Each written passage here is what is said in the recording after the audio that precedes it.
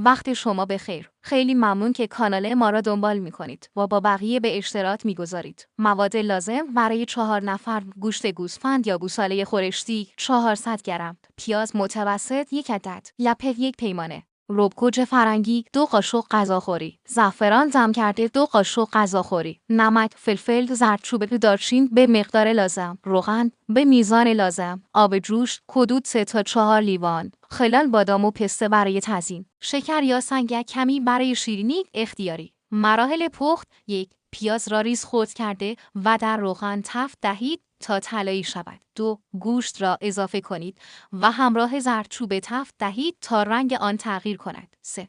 رب گوجه فرنگی را اضافه کرده و کمی تفت دهید. 4. لپه را شسته و به مواد اضافه کنید. 5. آب جوش را بیافزایید تا روی مواد را بپوشاند. حرارت را کم کنید و بگذارید با درب نیمه باز حدود 1 تا 1 داد 5 ساعت بپزد تا گوشت و لپه نرم شود. 6. در اواخر پخت به زعفران، نمک، فلفل و دارچین را اضافه کنید. در صورت تمایل کمی شکر یا سنگک برای تعادل مزه بیافزایید. 7. خورش را در ظرف بکشید و با زعفران بیشتر و خلال بادام و پسته تزیین کنید. می توانید در انتها 1 قاشق از خورش را با زعفران روی بشقاب بکشید و با نعناع خشک و خلالها تزیین کنید. توضیح دهید که اگر خورش را 1 روز بگذارید تا جا بیفتد، مزه‌اش بهتر می شود.